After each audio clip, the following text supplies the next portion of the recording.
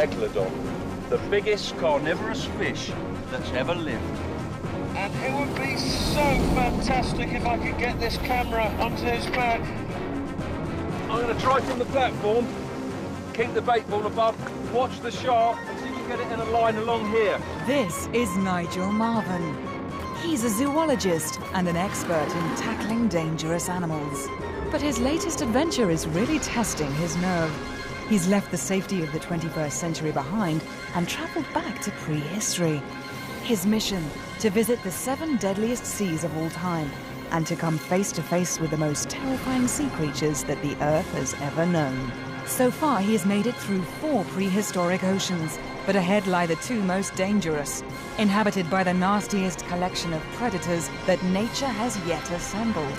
And he still has to get past a 50-foot shark called Megalodon.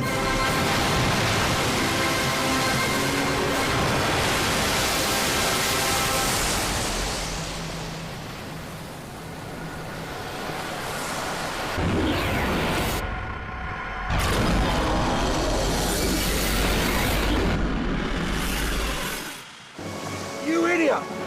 Don't move that chum bag till you can see the shark! Winch it up quick!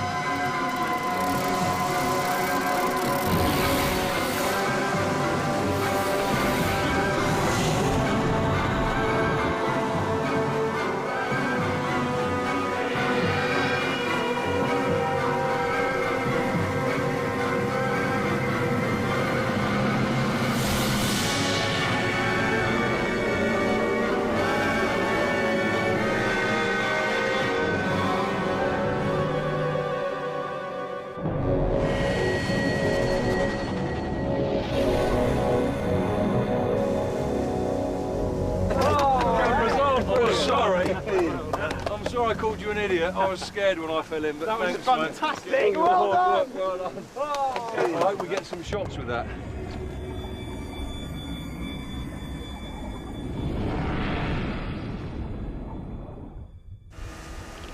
The camera was designed to break away from the shark and pop up to the surface. After a couple of days, we picked up the signal. There it is, look, just ahead of us. Come on. We should have a precious and unique cargo. The camera seems okay, there's no damage here. A bit of shark fin. So what's happened is either rubbed this off on rocks on the bottom or something. I just hope it was on long enough to get some really great footage.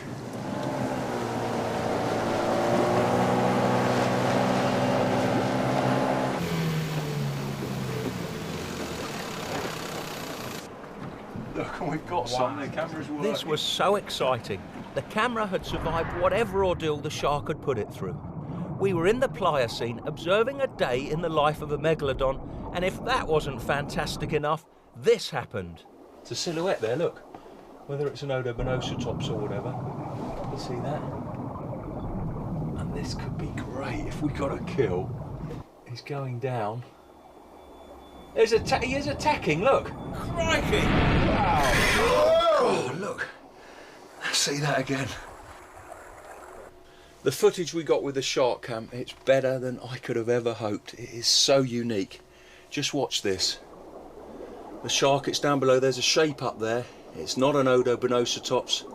It's actually a species of whale. The shark's gone down so it can get more momentum when it attacks. It's accelerating now. And the violence of this impact, look at that. A cloud of blood, that's what knocked the camera off. And Megalodon, this is extraordinary. It's a species of shark that actually attacks living whales, and pretty big ones at that. But even this, the ultimate shark, will be unable to defend itself from the coming ice age. As the oceans turn colder, whales with their high body fat will adapt and thrive and move up to the icy polar regions. Meanwhile, Megalodon will be forced to stay in the warmer water around the equator. Deprived of its prey, it will be starved into extinction. It's time for Nigel to leave this, the 3rd most dangerous sea, behind. Next lies the Jurassic.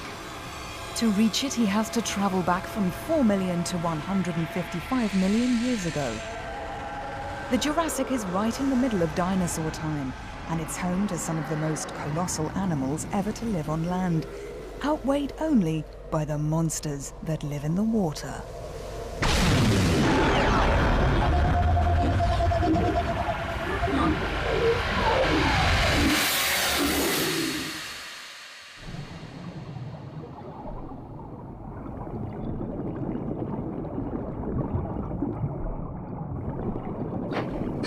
I've come to the Jurassic because this is a land of monstrous creatures.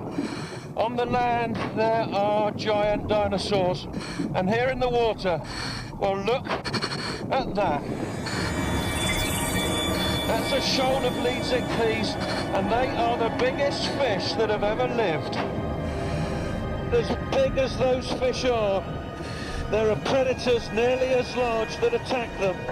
And that's what I'm here for, to see some of the most massive marine reptiles that have ever lived.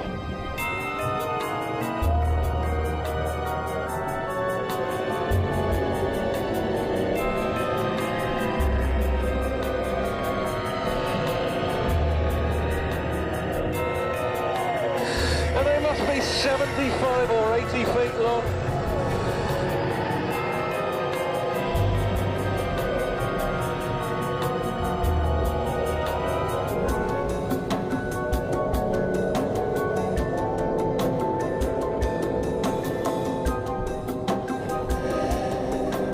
Shoals of giants are sustained by the tiniest creatures that live in the sea. What they do is they filter out any tiny plankton, any small animals floating in the ocean.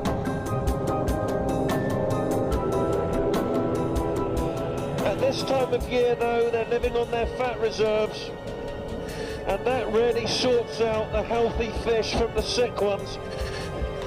You can see over there, there's one that can't quite keep up with the shoal that's just at the edge there. Already it's attracting some of the smaller predators in these Jurassic seas. And there, over there, Metriorhynchus, you just wouldn't expect that. It's a kind of marine crocodile. It's totally adapted for a life in the sea. Great paddle-like feet, nothing like modern crocs. Look at the tail, there's no armour plating there. This creature has sacrificed defence for speed. Wait, that's just a bit close. Get away!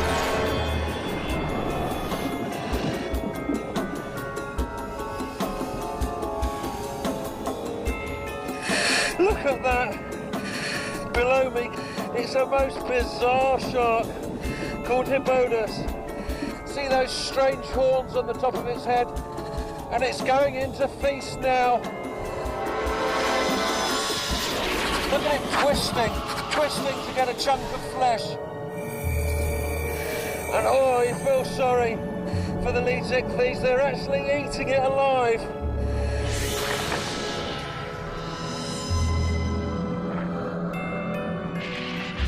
Pretty unnerving being here right next to the shoal. You've got to worry about sharks, marine crocodiles, and I haven't even seen the really massive reptile I've come here for. But I wouldn't have long to wait. No large predators on the first dive, but there's certainly potential prey. This is the injured Leeds-ichthyes that we saw. We're tracking it with an acoustic tracking device, sending sound into the water. It's bouncing back off the injured fish. Not moving very fast, but we need to move to starboard now. Okay. Captain. As we saw on the dive, the injured Leeds-ichthyes, it's already drawing in crocodiles and sharks. And before long, something much bigger, it's bound to come in.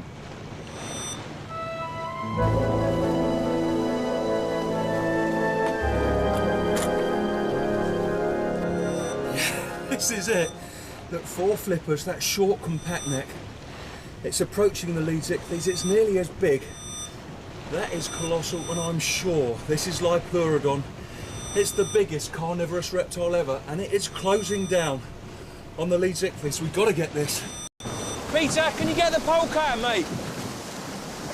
Quick as you can. It's pretty deep. I'll go and look on the monitor, see if I can guide you. Move to the left a bit, mate. Just a bit further, a bit deeper.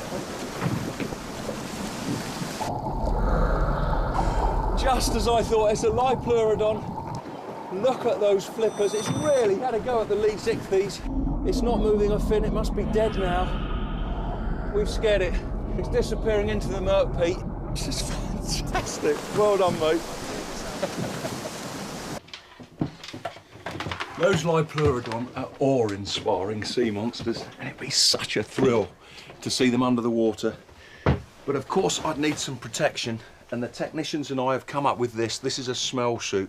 Lipleurodon, they've got a really acute sense of smell, and we're going to use that to protect me. What we do is put a bottle on here, a bottle of noxious chemical, and if the Lipleurodon get too close, if things get a little hairy, I'll switch on this valve. There'll be an explosion of chemicals into the water. The chemical we're using is called putrescine. That's basically essence of rotting reptile flesh, and hopefully that will keep them away from me. So why did we decide on putrescine? Have a look at this. We did some field trials with young Lipleurodon in shallow water. We put the smell suit around a dummy, weighted it down, put it on the bottom, and you can see they're putting squid right in the suit. And that's to actually get the Lipleurodon excited, try to get a feeding frenzy and see how they'll react to the smell suit. And now it was a matter of waiting. In the first experiment, inside the smell suit, there was a chemical deterrent that keeps sharks away, and we wanted to see what would happen with these reptiles. They're very, very curious about the squid. See the release of the chemical there, absolutely no effect at all. You'd have had your head bitten off if you'd been wearing that. The next experiment, we filled the smell suit with putrescine. And let's see what happens here. There's still squid on the dummy. They know it's not a danger to them. Here they come. Here come the Lipleurodon. See that? The putresine's released. Another one comes in, mouth open, just gives it a whack. I hope it doesn't whack me like that. But hopefully that will give me some protection when I go in with the adults.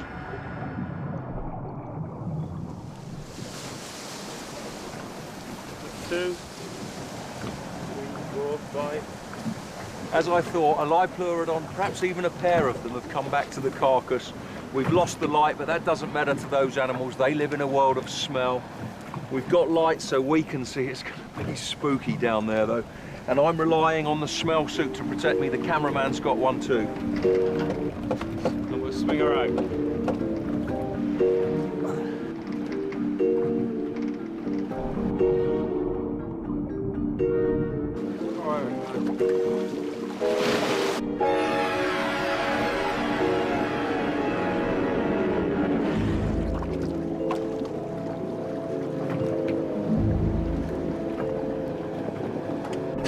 Oh my goodness.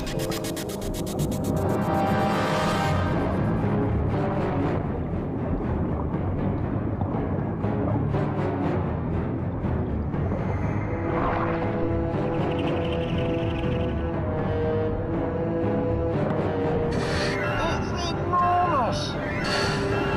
Well, I am so glad the film camera's here. Nobody would believe me back at home.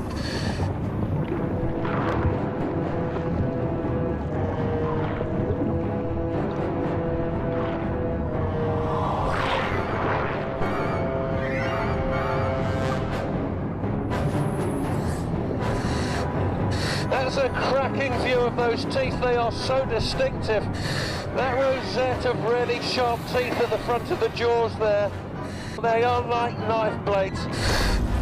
They are piling into that fish carcass, slicing through the flesh of that lead ichthyes, and that short neck that helps them too to be more powerful. That's why they can twist off those chunks of flesh.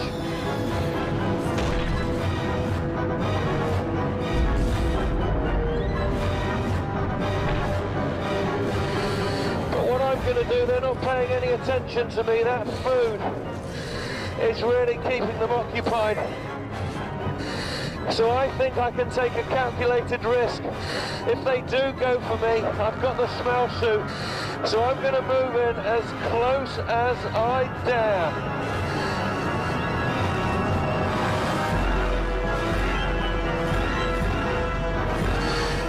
just 20 feet away from a feeding frenzy of some really ferocious sea reptiles, but I am petrified watching this.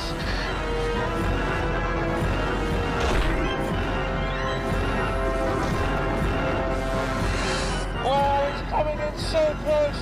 Ah! Thank heavens this snowsuit works, but it's really time to get out of here.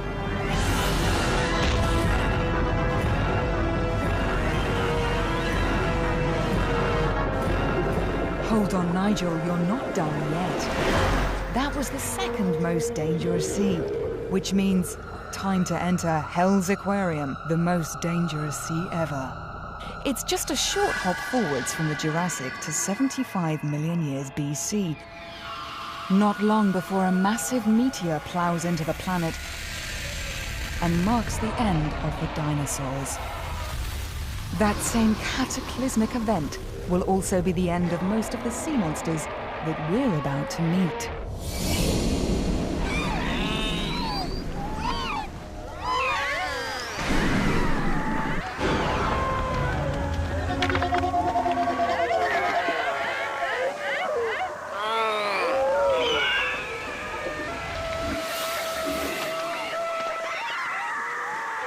A familiar sight on the coast of the Cretaceous. These birds are called Hesperornis. They are so vociferous, it's deafening being right in the middle of a colony. They're flightless like penguins, but they're far from as cute. Look at those dagger-like bills, and inside there they've actually got teeth. But just to hold their own, Hesperornis, they have to be tough. They're around at a time when there are truly awe-inspiring predators. On the land there's T-Rex, and in the water, well, every time Hesperornis go on a fishing trip, they have to enter the deadliest sea of all time.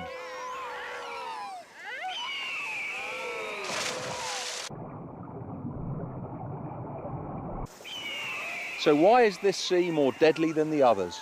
It's because there's not just one predator here, there's a whole suite of them.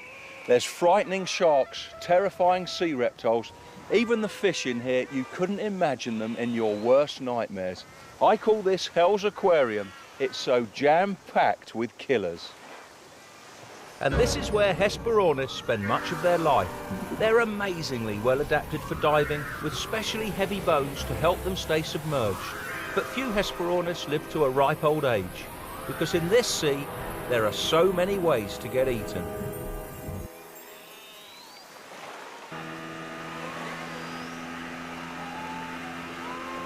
To the right a bit, to the right a bit. Oh my goodness. Keep going right. There's a real blood patch. Pass the periscope, please. With this, I should be able to have a peek into this blood bath. Hard to see what's going on there. It's such a flurry of activity down there. There's a shark gone right in the middle of the feeding frenzy. Don't know what species, there's many sharks in Cretaceous times. What is that? That is one grotesque fish. And that's more like a bulldog than a fish. If the devil kept fish, this would be one of them. Xiphactinus, a predatory fish over 20 feet long. There's a big one coming right at the periscope. It's got a Hesperornis in its mouth.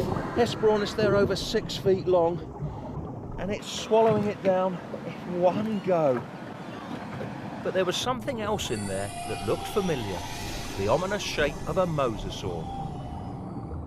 These I'd read about. They're the ruling class of marine reptiles in the Cretaceous. Their serpentine shape is no accident, as they're closely related to snakes, but they're far more ferocious and way, way bigger.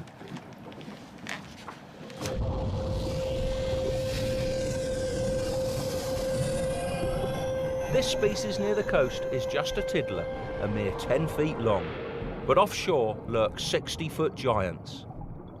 And that's where we were headed.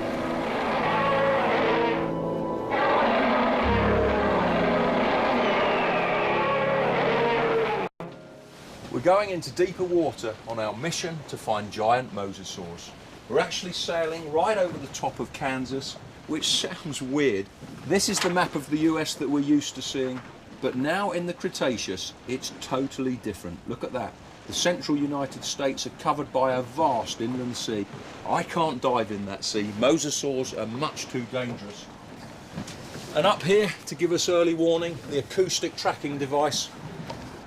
And we've got cameras on the prow of the boat. This is the view from the forward-facing one. This is the view from the backward-facing one. If a mosasaur comes anywhere near this ship, we'll get views on video. But this is something we are particularly proud of. This is a remote-operated vehicle with a superb camera. It would be foolhardy for me to swim with mosasaurs, but we're hoping we can get this right alongside them.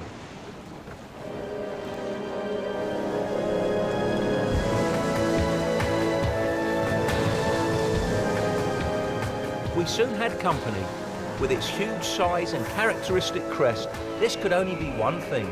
Not a bird, but a flying reptile called Pteranodon.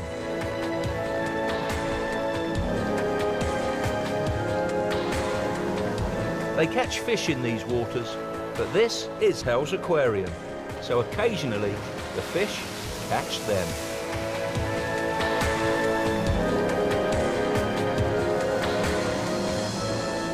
The next morning, we were in for a nasty surprise.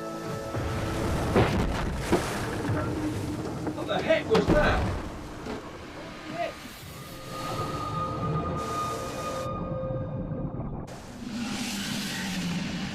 We hear something with a tremendous clunk. And look, it's the body of a turtle, like no turtle alive in the 21st century. It is huge. I think it's an archelon. And you can see, look, it has been bitten in two.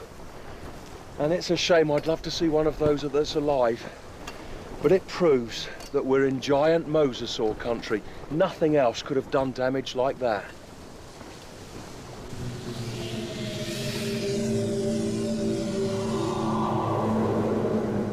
And on we sailed through Hell's Aquarium, watching and waiting for giant mosasaurs.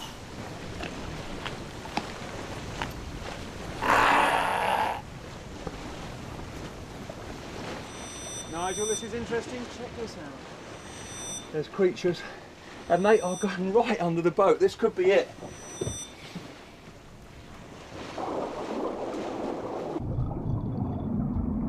Not a giant mosasaur. These are some of the most exciting of sea reptiles. I've always wanted to see these. Elasmosaurus, that was the front camera. And this is the camera facing backwards. Look what they're doing. They're riding our bow wave. They're saving energy just like dolphins do. Maybe these are migrating or something. You stop the boat. We had to be quick, but this was a perfect opportunity to try out the ROV with its remotely operated camera. Greg, they're not scared of it at all, are they? Right to the ROV. They're diving. Can you go deeper?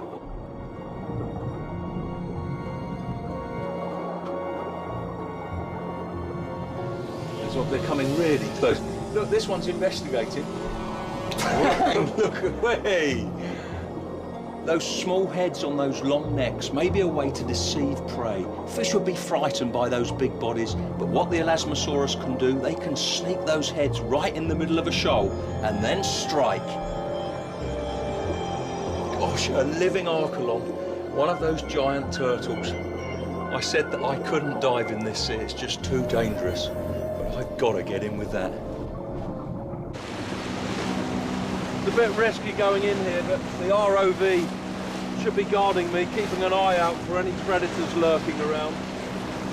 And I just can't resist a ride on an archelon. And he must come up again for air soon.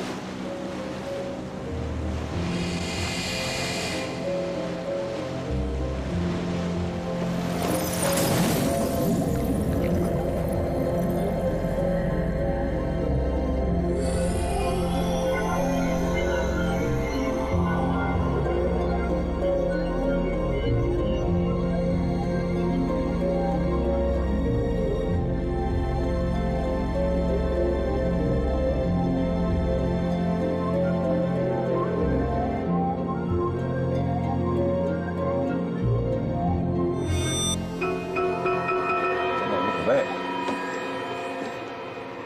Where is it? Nigel, Big Pete.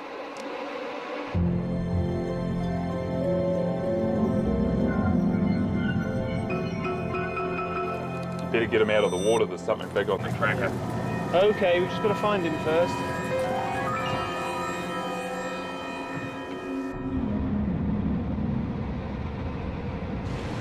We're on our way out. We've got to find Nigel. There's something down there. Quickly.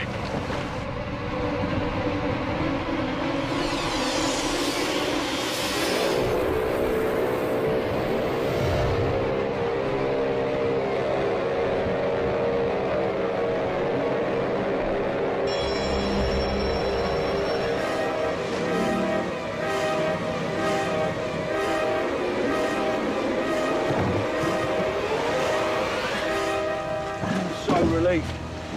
We're back on here.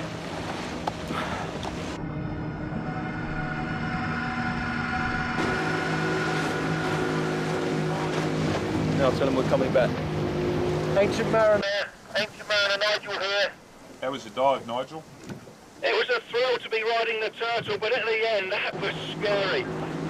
We're on the way back now, Captain. Okay, Nigel. Over now. The roof, what? Can you see him on the ROV, Greg? The ROV had seen it all.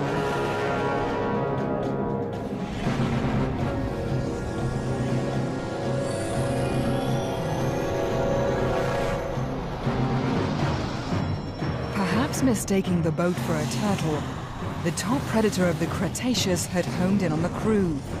And if there's one thing worse than swimming with a 60-foot carnivorous reptile, it's swimming with its family. Giant mosasaurs often travel in groups to protect their young. Move away from the boat. There's nothing under you. They will attack and eat virtually anything that moves. Sharks, turtles, giant squid, even other mosasaurs. With 3 humans and an upturned boat in the water, they were spoiled for choice. So far, they were choosing the boat.